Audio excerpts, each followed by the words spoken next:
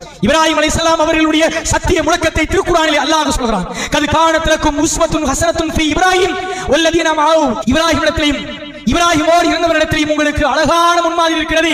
எதிலே முன்மாதிரி இருக்கிறது தெரியுமா? காலூலி கௌமிஹி, அவர் தன்னுடைய ஊராரை பார்த்து சொன்னார், தன் சமூகத்தாரை பார்த்து சொன்னார், தன் குடும்பத்தாரை பார்த்து சொன்னார், இன்னா புராஉ மின்கும் வ மிம்மா தஅபுதூன மின் தூனில்லாஹ். அல்லாஹ்வை அன்றி நீங்கள் வழிபடுகிற தெய்வங்களை விட்டும் உங்களை விட்டும் நான் விலகிக் கொள்கிறேன்.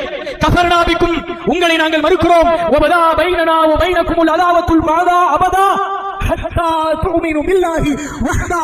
வணக்கத்திற்கு தகுதியானவன் அல்லாஹ்வை தவிர வேறு யாரும் இல்லை என்று நீங்கள் ஏகத்துவத்தை ஏற்றுக்கொள்கிற வரைக்கும், சத்தியத்தை ஏற்றுக்கொள்கிற வரைக்கும் உங்களுக்கும் எங்களுக்கும் இடையே பகைமையும் வெறுப்பும் என்றென்றும் ஏற்பட்டு விட்டது என்று சத்திய முழக்கத்தை திருக்குர்ஆனிலே அல்லாஹ் சொல்கிறார். ஏன் அவ்வளவு பெரிய உயரத்தில் கொண்டு போய் நிறுத்தப்பட்டார்கள்? இந்த உலகில் படைத்த அல்லாஹ்வின் இடத்தில் வேற யாரையும் இப்ராஹிம் அலைஹிஸ்ஸலாம் அவர்கள் வைக்கவில்லை. என் தாயை விட, என் தந்தையை விட, என் பிள்ளையை விட, என் மனைவியை விட, இந்த உலக மாந்தர்களை விட, இந்த ஊர்க்காரர்களை விட என்னை படைத்த அல்லாஹ் எனக்கு முக்கியம் என்று சிங்கவள கர்ஜித்தார்களே.